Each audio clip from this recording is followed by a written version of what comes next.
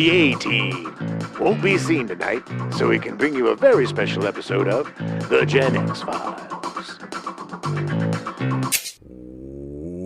Welcome to The Gen X Files. I'm Jim. I'm Adam. And today's show is all about Total Recall. Yeah, man. Oh, going to Mars, baby. Yeah, get your ass to Mars. I'm getting to Mars. It does one of my favorite things ever in movies where they actually say the title during the movie. Yeah. It's awesome. He's going to get Total Recall. What? Bum, bum, bum.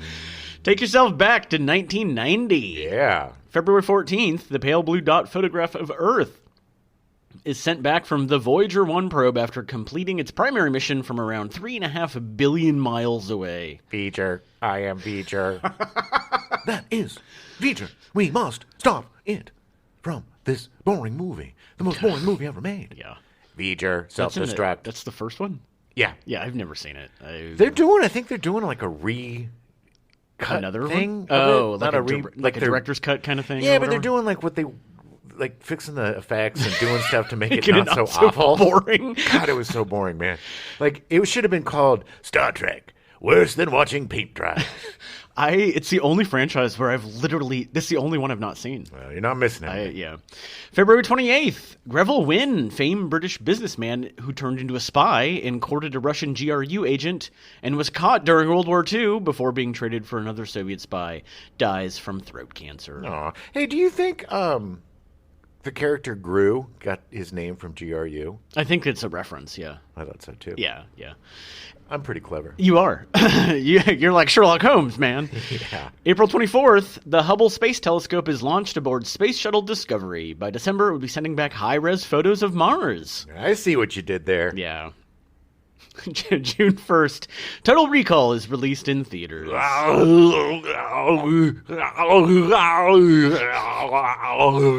literally 40% of his dialogue. I would say half. Oh, wow, you're being generous. Yeah. I'm being generous. You're being generous, yeah. It totally is. I want to do a drinking game with this movie where every time he grunts, you have to take a shot. And you have to make the sound. And you will die. Exactly. So, Total Recall starts from famed author Philip K. Dick. He had his 23-page short story, We Can Remember It For You Wholesale, published in the April 1966 edition of the Magazine of Fantasy and Science Fiction. Dick's story depicts a meek clerk on Earth named Quail who visits Recall Incorporated to receive a memory implant of being a secret agent on Mars. However, the process uncovers his true identity as a secret agent who previously visited Mars and whose death will bring about an alien invasion. Cool. And we were talking about like Quail, the name, but I think for a meek clerk, I think Quail's a good name because it gives him kind of a weakness. Yeah. But you can't call big old Arnie Quail. No. Plus, I think it was because of the vice president. That was part of it, but it definitely during rewrites it definitely I can got spell changed. potato. Yeah. It was.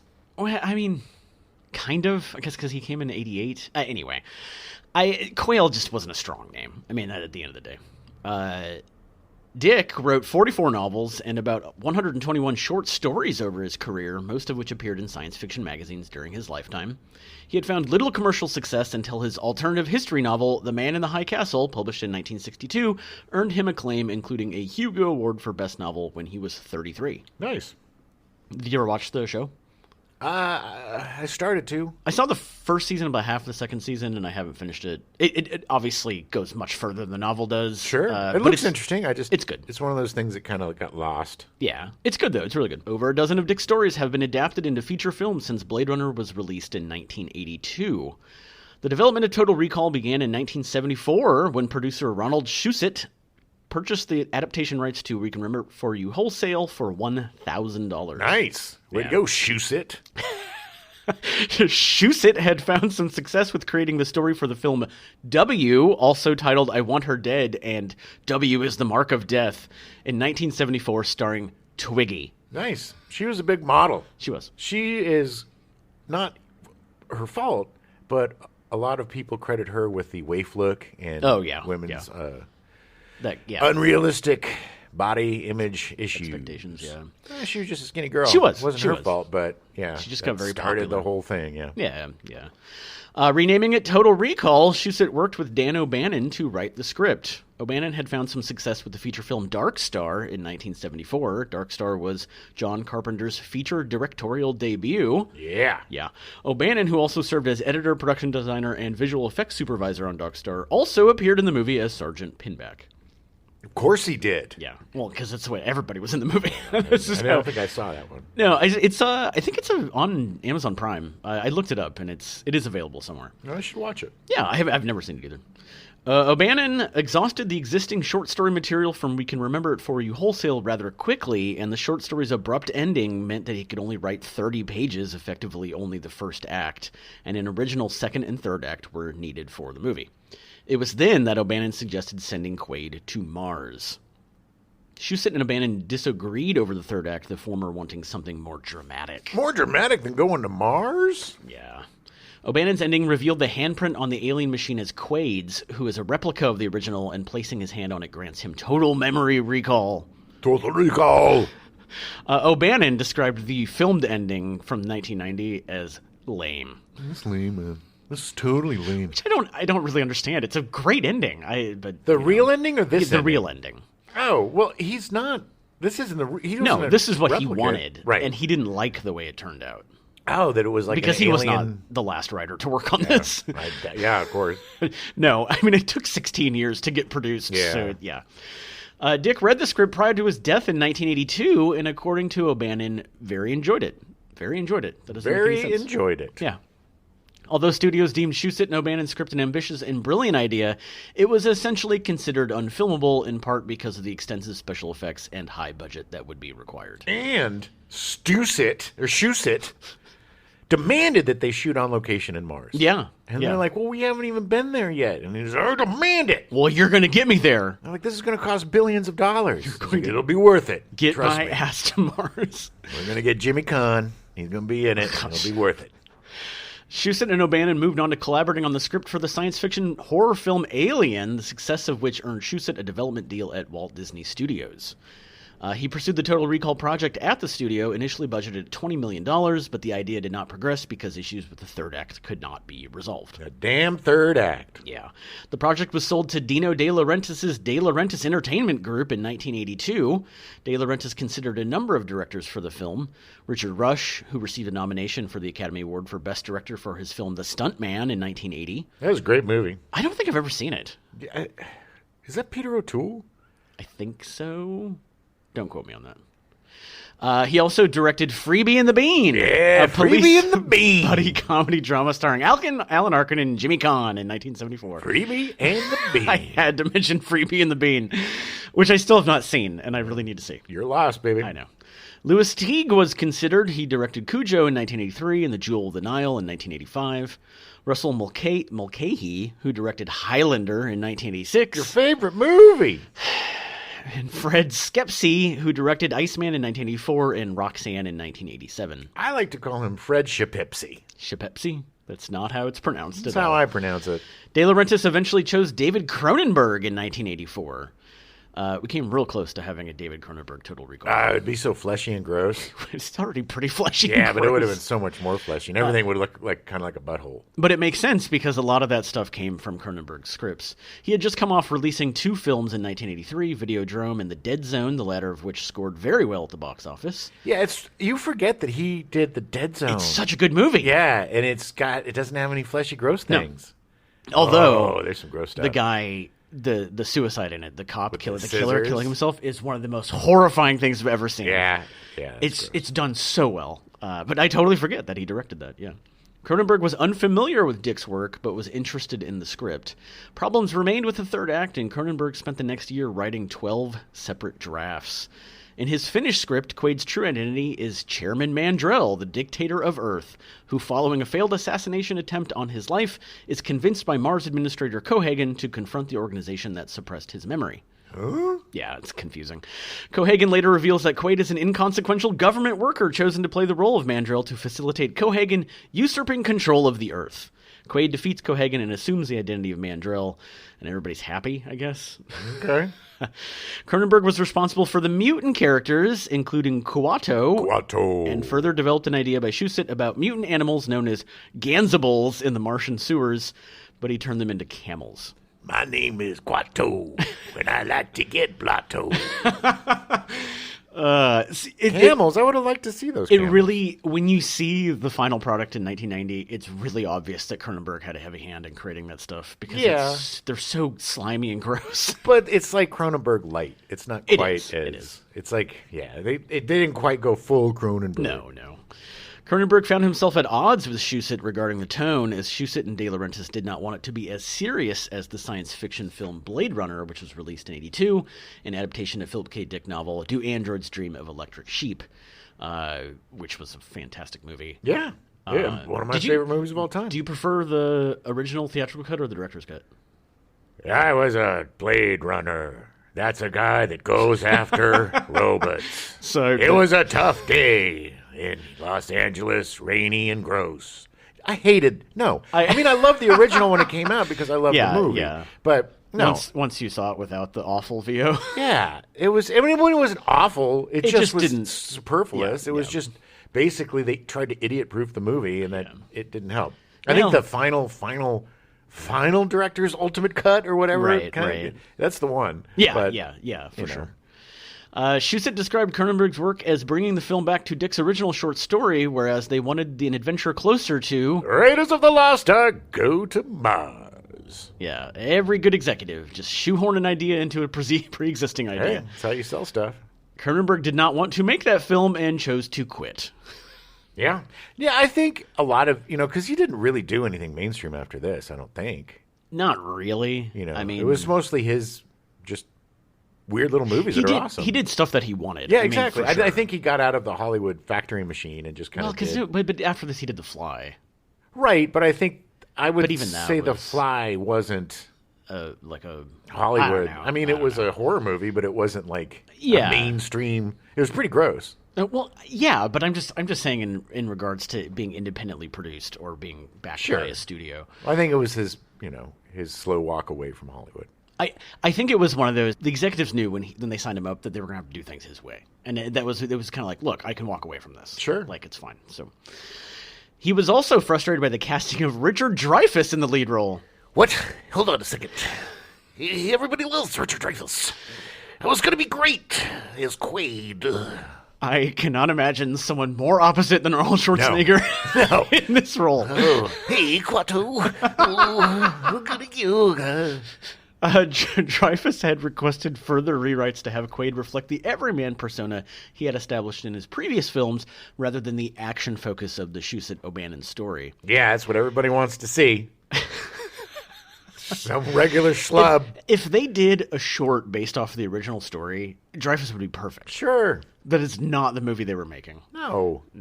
Cronenberg had wanted to cast William Hurt as the lead instead and focus more on the concepts of memory and identity. It would have been interesting. Yeah. It would have been like Altered States. Well, and eventually he would explore these same concepts in Existenz in 1999, which is one of my favorite movies. Yeah, it's great. Christopher Reeve and Jeff Bridges were also considered for Quaid during this time. Yeah, Jeff Bridges. Was it? They both, I mean, they'd be great. Better choice than Richard Dreyfuss, but hey, no need to be nasty. I love Richard Dreyfuss. There's just certain things he should not do. Yeah. This was one of them. Like cocaine. Well, yes. De Laurentiis had wanted to reduce the budget by eliminating Mars entirely, but Shusett and O'Bannon dissented. De Laurentiis threatened to sue Cronenberg for quitting, but was placated by Cronenberg agreeing to work with him on a different film at a later date. A few years later, De Laurentiis actually offered Cronenberg the opportunity to make Total Recall as he wanted to, but Cronenberg was not interested anymore and just did not want to argue with Shusett again. Sure. Apparently there was very bad blood between the two. Problems with finalizing the script and the high budget continued to stall Total Recall for the next few years. In 1987, De Laurentiis again considered hiring Richard Rush as director, but De Laurentiis disliked the finale featuring a breathable atmosphere on Mars, while Rush supported the idea. De Laurentiis accepted he was wrong after hiring director Bruce Beresford, who also supported the ending. Beresford had just come off directing Crimes of the Heart in 1986 for De Laurentiis. The film starred Diane Keaton, Jessica Lange, Sissy Spacek, and Sam Shepard. It was nominated for 3 Academy Awards. Yeah, it was a nice little film. I want to say I've seen it. I don't remember.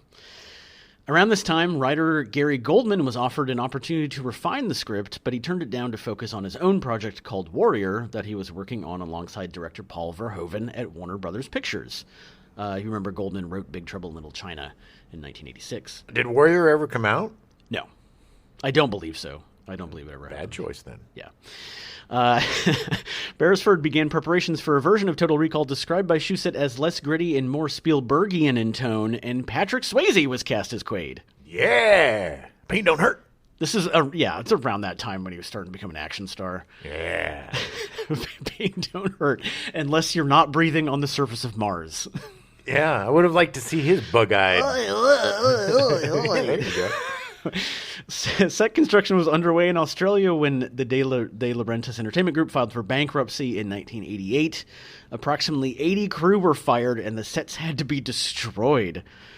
By this point, the project had already accrued $8 million in pre-production costs and $6 million in turnaround costs, a process allowing other studios to purchase the idea. Yeah. I can't imagine spending $14 million on something and literally having nothing. You write it off. Yeah, well, I'm sure. Losses, baby. I'm guessing this is probably part of the reason why the De Laurentiis Group went bankrupt. Well, they had a lot of... You don't remember. The De Laurentiis They did a Group lot, is I know. Everything. Yeah, They were spread very thin. Yeah. Arnold Schwarzenegger became aware of Total Recall in the mid-1980s, either during filming of Commando in 1985 or Raw Deal in 1986. I'm very aware of Total Recall. Yes. That's what he said to Governor Jesse Ventura. Oh, yeah. When he was on the Predator. Yeah. He liked the script and agreed to pursue it alongside producer Joel Silver while filming Predator in 1987, but the project remained unrealized due to its prohibitive budget and because De Laurentiis did not think Schwarzenegger was right for the lead role. I just don't think he's right.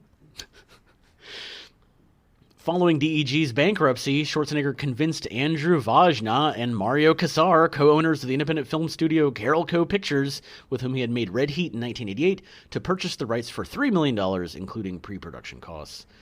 Schwarzenegger wanted to star in the film pending rewrites to his satisfaction, and his fame and international appeal justified the studio investing the necessary budget. You know why I love Arnold? Because I think he, more than anyone else ever, loves being a movie star. Oh, yeah. And that, it's in fact, like The Rock seems everything is calculated to maximize his star power. It just doesn't, it seems kind of phony to me. It just seems manufactured. Sure. You know, I mean, I'm sure he's a nice guy and he's super popular and all that stuff.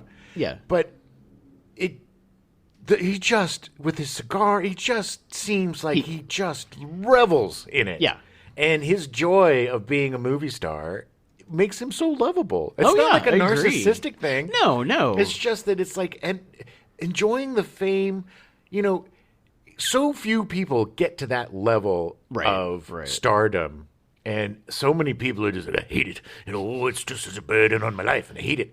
But he just leaned in and was like, oh, this is the greatest thing ever. This country is the greatest country in the world. Look at me. You know, and he was like the immigrant story for the longest time. You know, came with nothing and created, you know. So I mean, say what you will about Arnie. You got to respect him for just being so good at being a movie star. Yeah.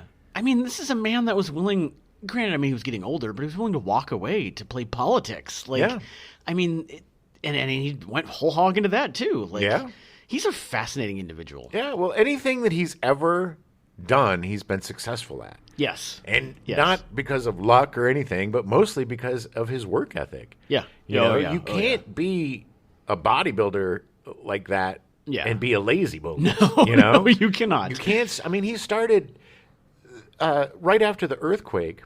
He started like a brick business. Oh, really? Here and made a ton of money. I mean, he was an opportunist who made his money and then was always looking ahead to the next thing. Yeah. And that's why he's just such a successful guy, such a fascinating guy. He is. You know, he's got his foibles like all of us, but he's human. also, you know, he's just a big, glug who just likes attention and likes being a movie star. He is enjoying life. Exactly. Sure. He seems to really enjoy Hollywood, and it's rare to see somebody enjoy it that much. It's funny because he gets that, like, there's bad things, but he's just kind of like, it's fine. The positive outweighs the bad. Sure. Let's focus on the positive.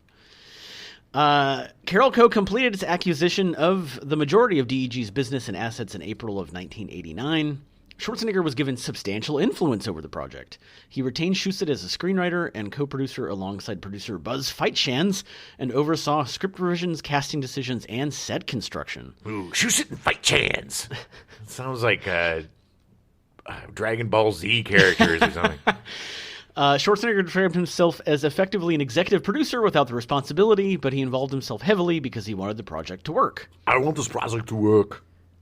He received a $10 to $11 million salary plus 15% of the film's profits. Yeah, jeepers creeps, man. That is a lot.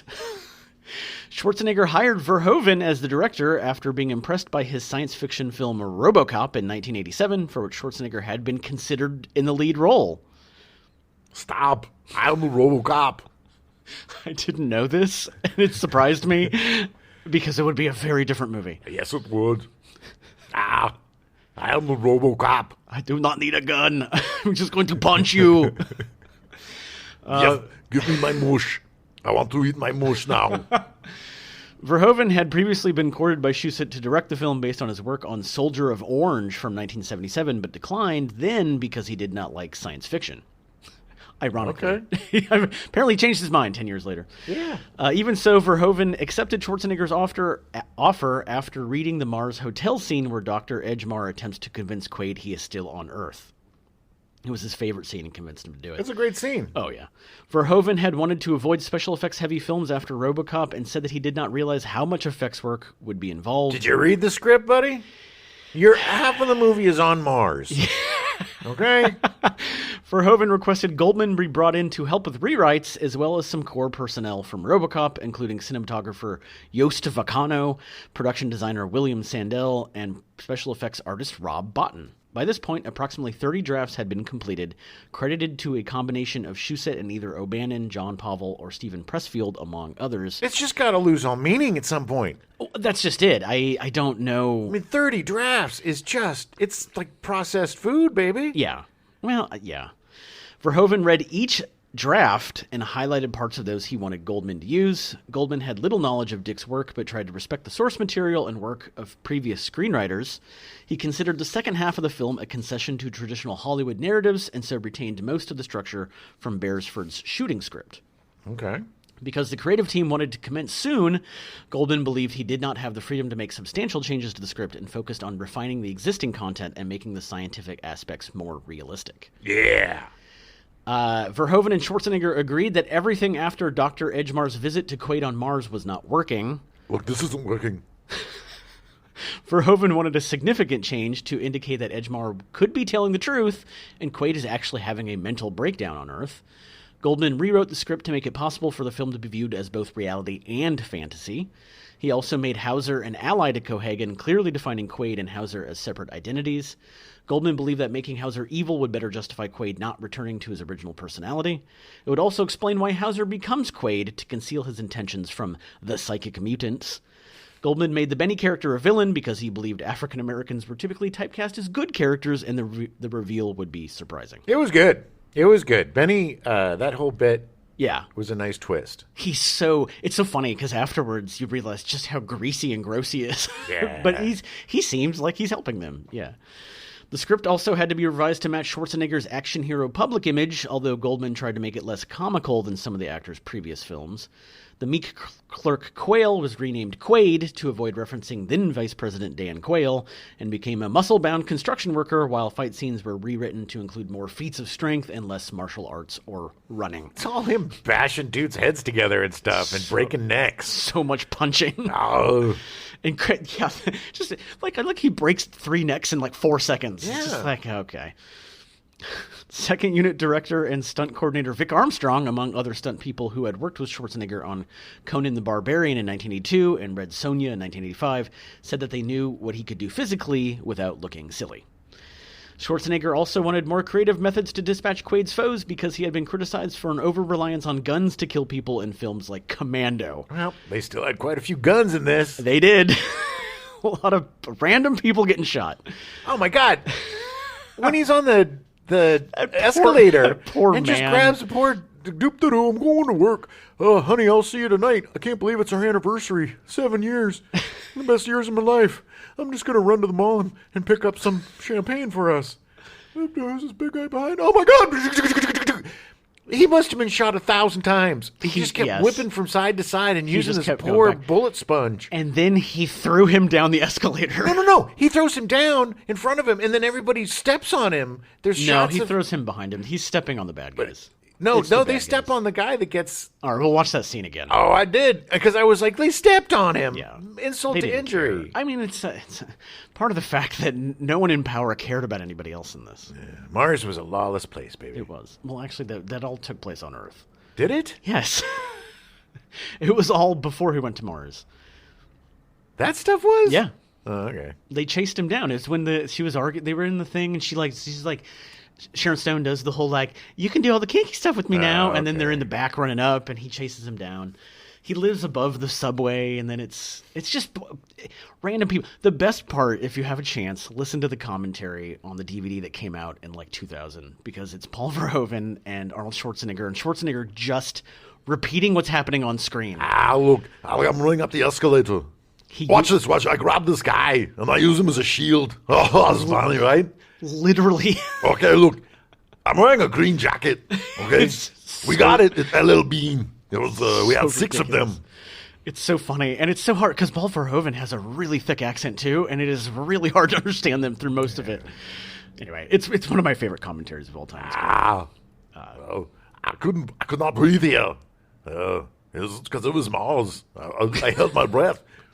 It was method acting. They didn't actually use special effects. That was his eyes actually popping out. Little people know that I can bulge my eyes out to make them look like they're going to pop. It's like flexing. Yes, I have very, very defined eye muscles. Look. Gross. So gross. After Goldman's first rewrite, he discussed it with Verhoeven, Schwarzenegger, Shusett, Vanya, and Kassar. It's like the 7 dwarves. Yeah, Verhoeven, Schwarzenegger, Shusett, Vanya, and Kassar. It sounds like the from Running Man when they talk about the 3 guys that win. It's like listing those guys. Yeah. Schwarzenegger and Shusett believed the climax lacked emotion, which was an intentional choice by Verhoeven, who did not take the Martian rebel plot very seriously and prioritized the intellectual aspects of the narrative.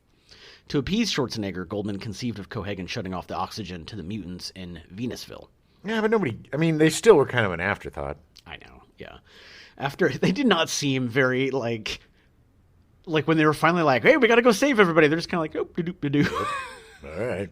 If we make it in time. It's like, okay. After nearly 16 years in development, 7 directors, 4 co-writers, and 40 script drafts, good Lord, Total Recall finally went into production. Verhoeven chose Michael Ironside to portray Cohaagen's henchman Richter. One of his first roles was as evil telepath Daryl Revok in Scanners in 1981, directed by David Cronenberg. Oh, he was so good. He was so good. So good. I love Michael Ironside. Oh, he's fantastic. His breakthrough role was as cynical anti-hero Ham Tyler in the television miniseries V, The Final Battle in 1983. Call me Ham. Ham Tyler. And its following 19-episode series in 1984, which is one of my favorite things of all time. It's great. Ironside had previously auditioned for the lead in RoboCop, and Verhoeven had also offered him the role of antagonist Clarence Boddicker, which he turned down because he did not want to portray another psychopath character following his role in Extreme Prejudice in 1987. Well, he came back for... Lo and behold, Ironside said he considered Richter more of a sociopath who had personal ambitions and covets Cohaagen's position. And I get that. Watching it again, I totally see the arc he was doing with Richter. I don't know. He seemed more of a toady who his motivations were revenge for Sharon Stone's death. Yeah. Well, yeah, but once the best part is that once they capture him, and at the end he's just like, "All right, hey guys," and he becomes like Toadie's just like, "All right, we're good. Yeah, let's go party." Yeah. Except he loses his arms. Oh my god, it's so messed up. Turning down a role in RoboCop in a separate film had created the impression that Ironside was difficult to work with, and so he had to complete an audition before being offered the role in Total Recall. In it, he had an emotional breakdown leading him to lying on the floor crying as Verhoeven moved in for a close-up shot.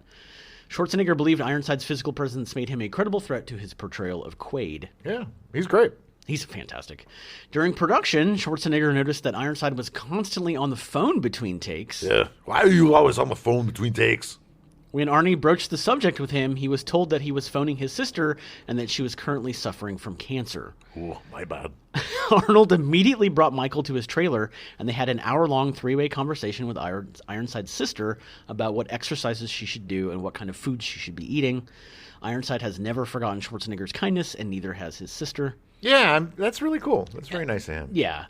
Ironside can most recently be seen in the Hulu series The Dropout about Elizabeth Holmes and Theranos. Elizabeth Holmes. Have you ever heard her speak? No. She has the weirdest way. Hey, this is Theranos. She kind of sounds a little bit like our old pal, Colonel Wilma Deering. Colonel Wilma Deering? But yeah, and it's like a total put-on voice. But she's like, she created this. There's some really good documentaries about her. And there's an interesting series about her with Amanda Seyfried, I think. Yeah, that's The Dropout. Yeah. So yeah, I think I'd like to check it out. It's a very interesting story. Yeah. Because it's like such a huge scam. Right. Yeah. A huge this scandal. blood test thing that just... I need to see the documentary, and I'm curious about The Dropout with Amanda Seyfried, because I like Amanda Seyfried, but it's either gonna be one or the other, and I'd rather watch the documentary. Yeah, I mean, you're gonna get more out of it. The female leads, Rachel Ticotin and Sharon Stone, were chosen in part for their athleticism, which was needed for the physically demanding roles. Stone said that her physically formidable character resulted in the cast and crew treating her like she was one of the guys. And that Ironside was the one guy who never forgot I was a woman. When I was thrown down, he would help me up. Aww. Ironside's a nice guy. Man, get up, lady. You're wasting time. Help me up by just yelling at me. Get up!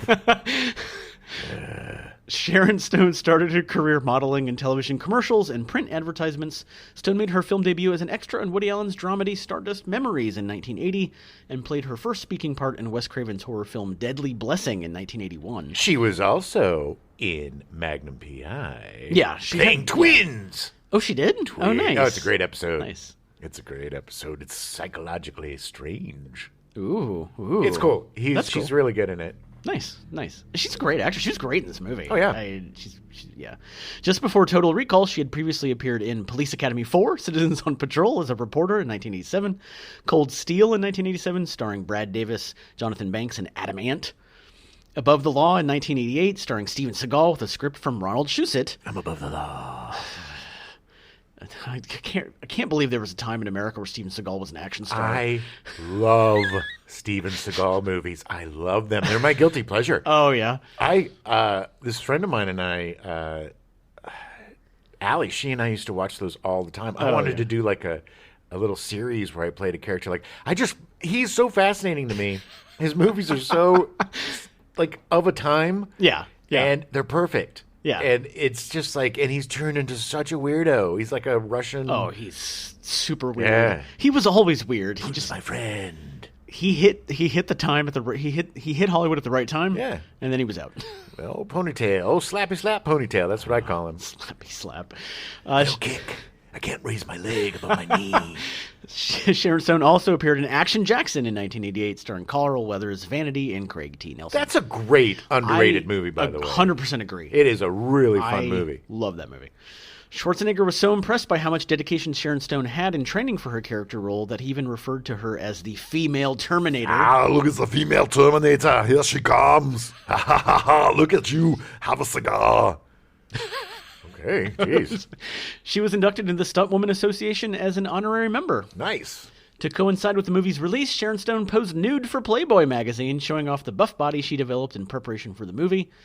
Stone pumped iron and learned taekwondo. You know, Playboy doesn't have naked ladies anymore. They don't do the nudity at all? No, I don't think so. I think it's just like a whatever. I haven't looked at a Playboy in a long time. It's so weird to think about times when, celebrities would pose in Playboy as promotion for their project. This is the thing. That's the thing. Is that it's like, oh, like that was just another promotional tool. And she was, hey, I'm willing to do it. Let's do it. Stone would make a huge splash working with Verhoeven on 1992's Basic Instinct. Yep. She can most recently be seen in the film Beauty, released in 2022, now available on Netflix, and on TV in Murderville, also on Netflix, and in 3 episodes of The Flight Attendant on HBO Max. Her episode of Murderville. Murderville's really a funny show. It's Will Arnett plays this cop, and it's all improvised, and they bring in somebody to be his new rookie partner. People that are not good at improvising. And they don't know any of the story or anything going forward. But she was great. Yeah. She was really funny. Conan O'Brien was on it. He was really funny. I watched his episode. It was fun. But it was fun seeing Sharon Stone being playful and play along. You just have to play along. But yeah, she's great. I think she's a game. Fantastic actor. She's been around for a long time. And she's a survivor. And she's good. Rachel Ticotin made her film debut as a dancer in the film King of the Gypsies in 1978, starring Eric Roberts in his film debut, Sterling Hayden, Shelley Winters, Susan Sarandon, Brooke Shields, Annette O'Toole, and Judd Hirsch. I've never heard of this movie before. Judd Hirsch. I've heard of Judd Hirsch. Yeah, he was in Taxi, and he was Jeff Goldblum's dad. Well, this is what I don't understand. I know all these actors, and I've never heard of this movie. Yeah, I think I've seen it. During this period, Ticotin received an on-screen credit as a production assistant on Brian De Palma's Dressed to Kill in 1980. Her first big break came when working as a production assistant alongside her brother David in 1981. She was given a significant role as Isabella, Paul Newman's love interest in the movie Fort Apache, The Bronx. Yeah, she's a little young for Paul Newman. Yeah. She appeared in Critical Condition in 1987, starring Richard Pryor. She can most recently be seen in the 2020 movie Superintelligence. Huh. Michael Champion was cast as Helm, Richter's right-hand man. Champion started his career as a musician. He co-wrote 4 songs on Meatloaf's debut album Stoney and Meatloaf in 1971, as well as playing the harmonica on a track. Your favorite instrument? You want me to grab my harmonica? No, play it for you. Absolutely not. He made his feature film debut in 1979 with When a Stranger Calls. It's a great movie. Yeah. He made appearances in 10 in 1979, History of the World Part 1 in 1981, Beverly Hills Cop in 1984, and Pink Cadillac, starring Clint Eastwood in 1989. He went on to guest star in a ton of TV shows before passing away in June of 2021. Oh. Yeah. He's one of my favorite characters in this movie. Yeah, he's great. He's just so goofy, and it's this there, and then they fire. Yeah. There. It's like he can suddenly teleport 15 feet away. Yeah. Yeah, he's got cool hair. He does. He's awesome. Verhoeven's daughters were responsible for casting Benny, picking Mel Johnson Jr.'s screen test from the available options. What's all with these daughters picking everybody? I just wasn't wonder. It Wes Craven's daughters that picked Johnny Depp? Yeah. Of course they did. Well, of course they did. He was beautiful. It's just weird. I mean, what was it about? I don't know. Mel Johnson Jr. I don't know. Johnson Jr. got his start on Broadway with musicals On the 20th Century and Eubie in 1979. Nice. Eubie would be filmed as a TV special where he reprised his role. He would mostly stick to Broadway through the 80s. He recounted having just finished filming a horrible black exploitation film when he read the Total Recall script, and after seeing Benny described as a black jivester, he threw the script across the room. Yeah, I don't blame him. People did not know how to describe people. With dignity back then. It's so bad. Nonetheless, he eventually read it through and decided to audition because he believed the character was more fully realized, saying, "This guy is cold and calculating," and the story was intriguing. He continued to act on Broadway and most recently can be seen in episodes of Jessica Jones. Great. I'm glad he's still working. Yeah. He was really good. He's so good in this. Yeah. When he was when that switch, when they get into that, they're putting on their little suits. They're going to go out, and he closes the door, and that switch where he's like, "Yeah, it's bad news, baby." Immediately, yeah. He was so good. Oh, he's brilliant. He was so convincing. Gross mutant arm. Yeah, very weird mutant arm. Ronnie Cox had previously worked with Verhoeven on RoboCop and traded on the actor's history of playing good-natured characters to make his villainous turn more impactful. Oh, he was so good. RoboCop was amazing. He was so good in RoboCop. Well, he was so good in this, too. Yeah. Ronnie Cox totally. Playing a villain. My favorite role of his, I think, is probably Beverly Hills Cop. Yeah. The Cop series is the police chief. Yeah. But, or was he the chief? I don't know. Yeah, or captain or something. Yeah, I mean, he was... Anyway, because he's such a great character, and he believes... the thing about that is it's about cops and believing cops and right. He didn't get caught up in the BS of well, in wrong jurisdiction and I don't believe you and this and that. It's it was such a good character and he plays it so well. In this one too, I just think he's having a ball. Oh, yeah. Playing the villain, with his slick back hair. And it's just being so greasy and gross and just like, you can just tell he's just dripping in it and loves it. As an actor, Cox made his debut in the 1972 film Deliverance. Ding, ding, ding, ding, ding, ding, ding. In one scene, he plays the instrumental dueling banjos on his guitar with a banjo-playing mountain boy played by child actor Billy Redden. It's such a great scene. Yeah, it is. He was hired for the role because he could play the guitar. That is such a good movie, too. Oh, great movie. Saw it way too young. Yes. Learned about certain things I probably shouldn't have known about. It scared me. It was just so... reference, God. I think one of our old stepdad shows, Jim goes into this story quite detailed. Oh, my God, please find that. Yeah, my stepdad. Yeah. Let me watch a lot of movies when I probably shouldn't. It's a great story. Ooh. Cox appeared on most people's radars in 1984, appearing in Beverly Hills Cop. In 1989, he appeared as the president in Martian Goes Home, starring Randy Quaid. Yeah, Randy Quaid. I was waiting for you to... That's your favorite movie of all time. Martians Go Home. I don't remember that movie. Oh, really? It's bad. It's not good. Go home, Martians. It's not good. Go home. It was definitely Randy Quaid trying to capitalize on the vacation stuff, and it just did not work. Well, Randy Quaid made a career playing a bunch of weirdos, and then just turned into the weirdest man in the world. Stopped acting. Yeah, and just like... He and his wife just do weird things now. Yeah. Sad. Yeah. Ronnie Cox in 1990 appeared in Loose Cannons, written by Richard Matheson, Richard Christian Matheson, and Bob Clark, who also directed the film. The film stars Gene Hackman, Dan Aykroyd, and Dom DeLuise. Yeah, it's a weird movie. I liked this movie a lot. I think it was just the right age when it came out. Yeah. Dan Aykroyd plays a guy with multiple personalities. Yeah. He's good. He's really good in it. And he has to, it's good. Yeah, it's very good. Gene Hackman plays a straight man. He's great. Dom DeLuise is just nuts. Always amazing. Yeah. He also appeared in the awful 1990 film Captain America as the president. When the Marvel Entertainment Group was trying to hold the rights to Captain America, they made that movie, and it is really bad. Wow. Really bad. Describing his portrayal, Cox said that he did not employ method acting, but did try to understand how the character would feel and think and how he would react to situations, and that would determine his performance. In Captain America or in Total Recall? No, in general. Oh, okay. I think he's just describing acting. Yeah. Just like, okay, that is literally acting. All right. Well, he's good at it. Oh, he is. The character's hairstyle came about after Cox's hair was slicked back in order to make a face mold for special effects purposes. Cox knew it was the right look and convinced Verhoeven to reshoot 2 days of Cox's scenes with the new style. Look at this. It's awesome. Look at my hair. It's so great. We got to shoot those 2 days over. I don't know what his accent is, but Paul Verhoeven. Yeah, I think he's Danish, if I remember right. I don't know. I don't even know how to. Yeah. Well, I'm not going to attempt it. I don't want to. No. Alienate our Danish fans. No, or one fan in Daneland. Yeah. Daneland. Yeah. Already did. Isolated him. Sorry.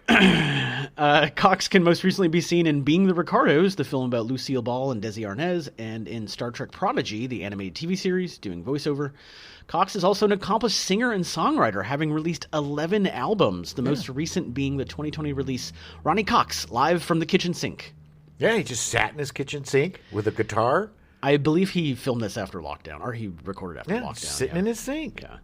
His wife, Mary, died in 2006, 50 years to the day after their first date. She just had enough of him. Cox often talks about her during his music performances. Oh, that's sad. I can't imagine, being with somebody for 50 years and then not having them. It would be like losing an appendage or something. It would be, yeah. That would be a lot. And it's been, 16 years since then? Like, that's a long time to be without, yeah. That's a lot. Marshall Bell was cast as George with the mutant leader Kuato sticking out of his belly. Yeah. Bell's movie debut was in the role as Ronsky in Alan Parker's drama Birdie in 1984. Nice. He appeared as Gordy's grieving father in the adventure drama Stand By Me in 1986 and as a hitman in Twins in 1988. Get out of his room. Wrong boy died. Jesus. He was very convincing in Stand By Me. He was great. When Marshall Bell auditioned for the role, the script did not explain the relationship between George and Kuato, and he was confused as to why George had so few lines. Although voice actors were considered for Kuato, Verhoeven decided to use Bell. I had no idea that was him. I always was convinced it was somebody else. Yes, because he sounds... It's just so off-putting because it's a little baby. Yeah. Quaid, look at me. Grab my greasy little hands, Quaid. Hold my hands. And I will show your future. 15 puppeteers worked the character, but the makeup was essentially a chest plate worn by Bell. According to Paul Verhoeven, the makeup took 6 hours to build on Bell. Verhoeven said that special makeup effects designer Rob Bottin had made the Kuato puppet look so real that he was approached by 2 people on the street asking if Bell was a real freak or possibly a semi-born Siamese twin. Hey, was that guy a real freak? I don't understand why he was wearing it on the street. No, I think people came up to him. Go get a candy bar. Probably. I mean, they shot all this in Mexico, so it's possible. I think they came up to him on the street after the movie came out. Probably. Oh, I see what you're saying. That makes so much more sense. It, yeah, yeah. With him just like going to the bodega. He's like, "Hey guys, I'm gonna go get the Snickers bar. I'll be back." Was that your Siamese twin? Roy Brocksmith was cast as Dr. Edgemar. He started his career acting on Broadway. Brocksmith made his acting debut in 1978 with The Squeeze, also known as The Ripoff, directed by Antonio Margaretti, starring Lee Van Cleef. He also appeared in King of the Gypsies in 1978. Nice. Another person in that movie that I know of that I have never seen. He appeared in Scrooged in 1988, Martians Go Home with Randy Quaid. Nice. Tango and Cash in 1989. Tango and Cash. Oh, man, I cannot wait to cover that. Oh, yeah. He made a ton of guest appearances in TV shows. Roy Brocksmith is everywhere. He's one of those actors that you're just like, you see him and you're like, oh, I don't know who that guy is. Verhoeven based the appearance and physicality of Brocksmith's Dr. Edgemar on the central scientist character portrayed by Paul Newman in Alfred Hitchcock's 1966 thriller Torn Curtain. Yeah. He wanted an actor who looked naive and strange and a bit weird. Brocksmith is in my favorite scene in Total Recall, where he essentially lays out the entirety of the third act to Quaid. Oh, yeah. He says that if Quaid kills him, the walls of reality will come crashing down. Moments after Quaid shoots Edgemar, the walls of the apartment literally crash down. Yeah. He says that Quaid will believe himself the savior of the resistance, only to discover that he's in fact Cohagen's bosom buddy, which is exactly what happens. Yeah. And he says that he will have visions of an alien civilization, which Quaid experiences during the mind meld with Kuato. Oh, yeah. If a viewer believes the whole film is a dream, then Edgemar's prediction that Quaid will end up being lobotomized is fulfilled in the fade to white, which ends the movie. Yeah, but he died with a good memory in his mind. I honestly, and we'll talk about this a little bit later, but I honestly, after watching it again, I don't know. I can't decide if it was real or not. Unfortunately, Brocksmith passed at the age of 56 in 2001 from complications with diabetes. Yeah, that's sad. Which also means that in 2001, he was only in his 40s when he did this. He seems to be much older in this movie. Well, he didn't take great care of himself, I don't think. No. Principal photography began filming between April and May in 1989. Filmed almost entirely in sequence, rare in the movie industry. The production took place over 20 weeks. The initial budget for Total Recall was reported as $30 million, but the final budget is reported as being between $48 and $80 million. It's a big spread. Yeah, I'm pretty sure 80 is probably going to be, the high end is going to be better. Total Recall was filmed almost entirely on sets at Estudios Churubusco in Mexico City, Mexico, where 43 cast and up to 500 crew members worked across 45 sets on 10 sound stages. That's a lot of sets. They really used a lot of that $80 million. Yeah, it did. It showed up on screen. It is, definitely. The Earth train station was filmed in the Mexico City Metro, and many exterior Mars scenes took place in the Valley of Fire State Park in Overton, Nevada. Shusett and Goldman were present on set, providing additional rewrites where necessary. Goldman estimated that the script was changed less than 1%. After 40 drafts, that's good news. Verhoeven sometimes required up to 20 takes of scenes, but remained faithful to the script and discouraged improvisation. Wow. Even so, some scenes, such as Benny's death, lack sufficient detail, and in these cases, dialogue was mostly improvised.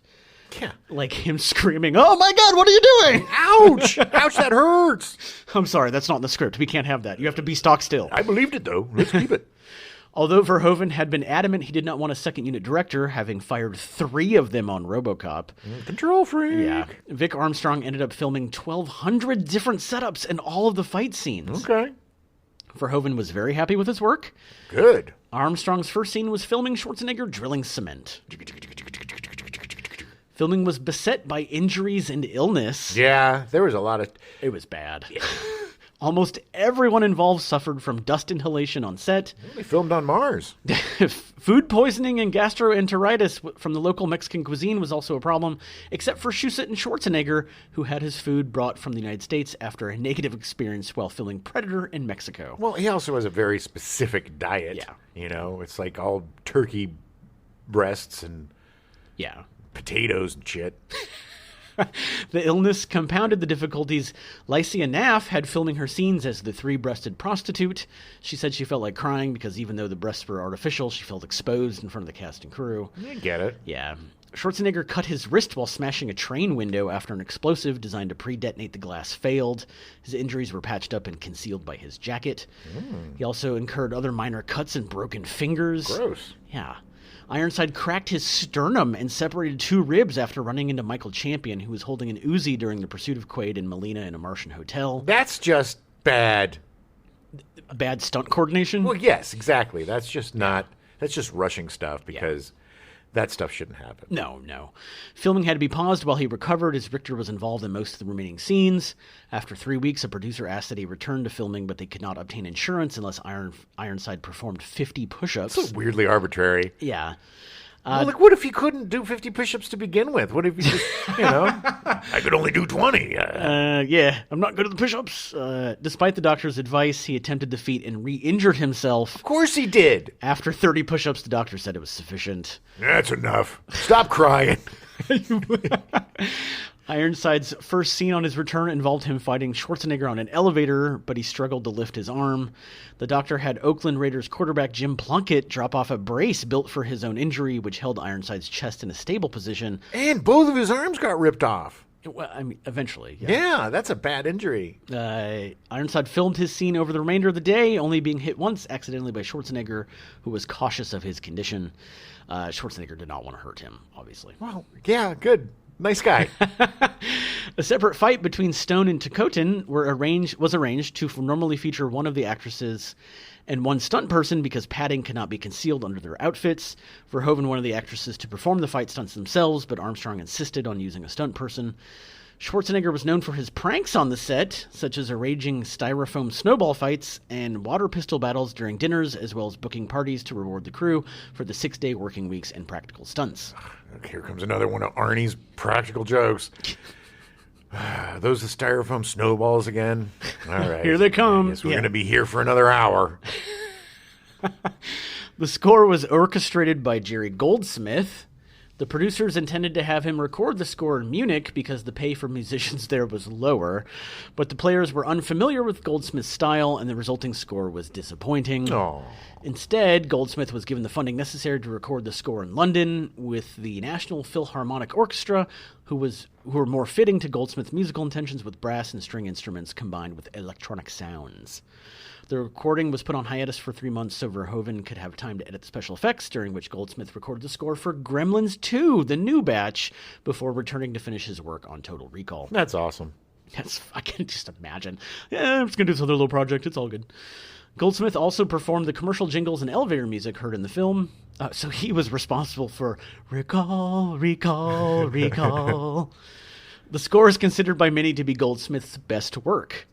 Okay. The opening of it is very reminiscent of Terminator. Yeah. Like it's the way the music is just kind of jarring and like it's got that bump bump bump. Yeah. Initially scheduled for release on June 15th, Total Recall's post-production schedule was rushed to move the date forward 2 weeks to avoid competition, particularly from Dick Tracy due to its cast of popular stars. Yeah. Which it's a great movie. Mm-hmm. It's a shame because there are a lot of really great stars in that, and it was an interesting movie. It just didn't quite do it. Yeah, interesting is the best word for it. It was a interesting failure. Yeah. Editor Frank J. Urosti worked overtime to complete Total Recall's 113-minute cut early. This meant there was no time to test screen the film, which Verhoeven and Goldman believed worked against the finished product, including its third act. It's funny. Most people don't like doing test screenings. I still don't think they were really convinced the third act was going to work, even after they fucking edited the whole thing. The film also had to be trimmed to remove violent content and gore, including a longer version of Benny's death to avoid an X rating, which would have restricted attendance to audience members over the age of 17. It ultimately received an R rating. Yeah. In U.S. and Canada, Total Recall was released on June 1st, 1990 in 2,060 theaters. It grossed $25.5 million and finished as the number one film of the weekend. It eventually go on to gross $119.4 million. This figure made it the second highest grossing film of the summer, behind the surprise success of Ghost. Patrick Swayze. Oh, yeah. And the seventh highest grossing film of the year, behind The Hunt for Red October, Teenage Mutant Ninja Turtles, Pretty Woman, Dances with Wolves, Ghost, and Home Alone. Really? Teenage Mutant Ninja Turtles, huh? Yeah, it was the fifth highest. That movie made a lot of money. Interesting. It was ridiculous. But yes, which is weird because I don't think about like Dances with Wolves and Pretty Woman as being like huge box office burners. Oh, yeah. I mean, Dances with Wolves was juggernaut. That was just one of those things that everybody had to see. I think it's because I was not a huge fan of that movie. I just didn't care about the movie, so I just didn't pay attention to it. Kicking bird. Kicking bird. Kicking bird. That's Mary... whatever her name is. She was so bad. No. Mary Steenburgen is a good actress. I know who you're talking about. Yeah. I've only seen the movie once. Yeah, so, it's enough. Yeah. It's enough times. He dances with wolves. On its release, Total Recall received mixed reviews from critics who generally praised the production values and Schwarzenegger's performance, but criticized the violent content. Audience polls by CinemaScore reported moviegoers gave the film an average grade of A-. Yeah, it was a real crowd crowd pleaser. Yeah. It was a super entertaining movie. Yes, it was very entertaining. And there's enough weirdness in it and like questioning that people will want to watch it again. Watching it again, it's just basically a bunch of people running around and shooting at each other in cool sets. Not knowing who they are. Yeah, it's a lot of pretending to be running and shooting. Yeah. Well, that's the funny thing is that a lot of those, the quote-unquote sets, like the subway thing, it looks like a set, but it's not. That's the actual Mexico City subway. Yeah. Like, it's crazy that it's just that weird, brutalist architecture. Like, yeah. At the 63rd Academy Awards in 1991, Total Recall won the award for Best Visual Effects. They're a little rough these days, watching some of those shots. Yeah. The practical, the best effect in the thing is the Quato puppet. Yeah. Well, instead, some of the Tim or whatever with the weird clamshell face. The makeup face stuff, yeah. And There's some good makeup stuff, yeah. Yeah, but the arm, the Benny's arm was cool, and there's some good stuff in it. Some stuff still works. The worst stuff in it is apparent from the very beginning when he goes and sits down and changes she changes the TV to the outdoor scene. Yeah, the green screen stuff. The green screen is so bad. They did not key them well. No, not at all. The film received further 2 nominations at the Academy Awards, Best Sound and Best Sound Effects Editing, which it did not win. A novelization of the film written by Piers Anthony and based on the script and Dick's original novel was released in 1990. It retains the original character name of Douglas Quayle. I find it very ironic that they had to novelize a movie that was based on a story. I still find it ridiculously idiotic they had to do that at all. Yeah. I mean, it just shows how much the movie changed from the original story. They couldn't promote it as being, hey, this is the thing. But he retained the name. He did. I'm sure, in honor of Philip K. Dick. That same year, an action platformer video game, Total Recall, was released for the Commodore 64, Amstrad CPC, and Nintendo Entertainment System, and the Amiga and Atari ST computers. I don't remember it. I remember coming out. I don't think I ever played it. Total Recall's success led to development of a sequel. Goldman had optioned another of Dick's works, the 1956 novella The Minority Report, intending to direct it himself. Unable to make progress on that project, he and Shusett worked together on adapting The Minority Report into a Total Recall sequel in 1993, depicting Quaid as the head of an organization that uses mutants with precognition abilities to predict and stop crimes before they happen. All right. How does he go from a construction worker to that? It doesn't make any sense. I took some night courses. It doesn't, and it's what they're going to call it, Total Recall 2? I mean, what is it? Just the whole thing. Total Recalls. Because the mutants recall things. He just writes it on the board with the $sign for the S. Yeah. Oh, money. Carol Co. struggled to secure either funding or Schwarzenegger's interest to progress the project before its bankruptcy. The television rights to Total Recall were bought by DFL Entertainment for $1.2 million to develop a television series, Total Recall 2070, released in 1999. Don't remember that. Oh, I do. And it was bad. Really? It was not good. The show, set entirely on Earth, was not based on the film, and it was described by author David Hughes as closer to a Blade Runner adaptation. The whole thing was just a misstep. It was bad. In the interim, Shusett and Goldman had removed the Total Recall elements from their script to develop it as a standalone film, The Minority Report, in 2002, which was directed by Steven Spielberg. Yeah. The film rights to Total Recall were bought by Dimension Films for $3.15 million at Carolco's bankruptcy auction.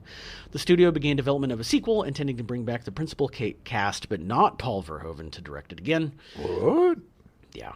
Development eventually ceased as a series of failed films had harmed Dimension financially, and the studio was unable to agree on a deal with Schwarzenegger. The rights to Total Recall were eventually purchased by Columbia Pictures, and a remake was announced in 2009. Released in 2012, the film, also called Total Recall, starred Colin Farrell, Bryan Cranston, Kate Beckinsale, and Jessica Biel, who I totally forgot that Bryan Cranston and Jessica Biel and Kate Beckinsale were in this movie. Yeah. Its plot follows elements of the 1990 film, but omits Mars entirely, taking place on a mostly uninhabitable Earth, which isn't even true. It's about them trying to drill. Did you see this? I did. I don't remember it at all. They're trying to drill, make a passageway between, where they're at in China. Yeah. There's a whole, the whole thing is just bad. Poor Colin Farrell. It was very not good, and the audience agreed. Well, that was the time in the early 2000s. The remakes were garbage, man. Oh, yeah. And they were remaking really good films like Fright Night and Total Recall. There were a few that were okay. Like the My Bloody Valentine remake I really liked. Okay. The Crazies remake was good, but you're right. I mean, for the most part, they were trying to replicate box office. I love no disrespect to the Crazies, but the Crazies wasn't Total Recall. It didn't have that much, and the Crazies remake was great. And these are horror, horror remakes are inevitable. Well, because this was also, I think it was kicked off by Ocean's 11, because the original movie did not do terribly well, and the remake did. Yeah, because it was actually a good movie. The original has a really cool cast, but the movie sucks. Yeah. It is super dumb and boring. The one thing is true in Hollywood, executives and people in marketing are lazy. Sure. And if they can piggyback on something that is already established and they don't have to do the work, they're going to do it. But it's just, Total Recall is one of those movies that it's a crowd favorite. It's always going to be around. It's one of Arnie's biggest movies. It's not The Terminator, but it's one of his bigger movies. It's huge. People love this movie. And to remake it, I mean, it's the same thing like we talked about with Nightmare on Elm Street. They just kind of suck the fun out of it. Yeah. And the only thing I remember about the Total Recall remake is everybody wondering if there's going to be a 3-breasted mutant in it. Yeah. I don't remember if there was or wasn't. I don't think so. I don't remember. I don't think there were mutants in it. No, it's not. It really felt like, because I love, Total Recall is one of my favorite sci-fi movies, and I love the movie so much, and when it was coming out, I was like, oh yeah, okay, sure. I like Colin Farrell, I'm curious to see. It was like they just wrote a completely different script and then slapped Total Recall on it. Yeah, I think they wanted to make it more Minority Report than Total Recall. Yeah. And it just didn't work. Yeah, it just wasn't good. Did not work. No, it just wasn't good. But, the movie was fantastic. Watching it again, it's so good. There's so many great elements to it. It's such a cheese fest. It is such a cheese. That's a compliment. It's just a cheesy, fun, dopey movie with ridiculous effects. The end, where they get shoved out into the Martian wasteland, and we watch Ronnie Cox's face burst apart. And then Arnold and his lady friend are like, and their faces and their eyes are bursting. It looks like, those stress dolls? Yeah. Where and the eyes pop out? Yeah, somebody's squeezing. They made a stress doll of Arnold and Dakotan, and just somebody was squeezing them. Squeeze. Oh, don't squeeze too hard, because the eyes are going to pop. And then, of course, Ronnie Cox his whole face explodes. I am 100% sure that they actually shot his face exploding, but they had to cut it. Yeah. And it was still going to be too gross. It was gross. But then... It was still gross. So then the atmosphere gets created in 2 seconds, which is pretty miraculous. A lot of oxygen flying in the air. And then they're fine. Like, their eyes aren't even red. No after effects. Like, like a little blood trickling because their whole faces were about to explode. Yeah. They should have been like bleeding blood or sweating blood and stuff. But I mean, if this is like all in his mind, then everything's forgiven because it doesn't matter. Little known fact, there actually was no special effects used in that scene with Tikotin and Arnie. They actually just had PAs come in and push down on them to have their faces expand. Like the stress dolls. They were like, this is going to be much cheaper. You're going to pop my eyeballs. Push harder. Push harder. Don't be afraid. I have very strong eye muscles. So in the theme of our month of who's zooming who, I honestly don't know if it actually happened or not. Because this time watching it, and it always bugged me before, but this time I was really stuck on the fact that when he went to recall and asked for his perfect woman, a picture of Rachel Tikotin shows up. Yeah. As like the generic, here's your generic person. You're going to wine and dine while you're a secret agent. And yet there she is on Mars. So did it happen or not? I don't know. Why don't you know, man? Yeah, I mean, I think it did happen because, that's Arnold. I mean, I agree. I want to. 99% of me believes that yes, it was a real story that he went there and that all happened. Well, the fact that they were going to make a sequel with his character means that it happened because if it didn't happen, then he had a psychotic break and died on the machine. Yeah, or at least went insane. Right. That should be the sequel. It's just him in a loony bin just screaming about how he's a secret agent. Man, I love this movie so much. There's so many great, and some of the special effects and stuff do not hold up, but it is the epitome. It's the ultimate 80s movie. Yeah. It came out in 1990. Well, that's the thing. So good. I mean, we've talked about it. Movies that are at the beginning of a decade are of the last decade. Because they were made. I mean, it was technically made in the 80s. Yeah. So it's still an 80s movie. But it's got that bombastic, over-the-top action and tons of guns and tons of shooting. Those guns are so weird. Yeah. I don't know. I didn't read any research on the guns, but they all just are so weird. I don't understand. They just had to make them more futuristic. I guess. But yeah, I mean, everybody's good in it, and everybody seems to be having fun. Yeah. Yeah. It's a fun movie. It's just a fun movie to sit down, hang out with friends, and my favorite thing about it, and granted, I think it came out at a time, I was like 12 when it came out. And I think it came out at a time when I was really into sci-fi. And to me, it was like reading a 50s sci-fi short story of like, oh, yeah, like this is what happens. And like it has a great twist ending and like the whole alien thing and everything. It's just such a fun movie. It covers a lot of ground in a short amount of time. Yeah. And it just keeps moving. Everybody's running. It's just running. They could have called it Running Man 2 because everybody's just running. Oh, it's so good. Yeah, it's a fun movie. Skip the remake. Yeah. But this is... Yeah. Pretty much everything after this, just skip. Yeah, exactly. But definitely watch it. If you haven't seen it, check it out. And if you haven't seen it in a while, check it out again. Because I hadn't seen it in, I don't know, probably 15 or 20 years. Nice. And it was really fun to revisit it. And it just reminded me of just how delightful it was to watch Arnold movies back in the 80s and 90s at the top of his game. Whether it was this or Twins or Running Man or even Commando. I mean, all of his movies are fun, and he's a fun guy to watch. Predator. Oh, Red Heat, all of them. Yeah. I mean, they're some are not as good as others. No, but he's always game, and he's always in it to win it. He is. And it's cool to see him still working, and it's cool to see him still, coming out, and he still looks great for being in his 70s. And I'm so happy that he's back in acting again. Like I missed him. Well, we'll be back next week. We got our final my favorite Who's Zooming Who movie. Yeah, The Thing. Oh, baby, that is just.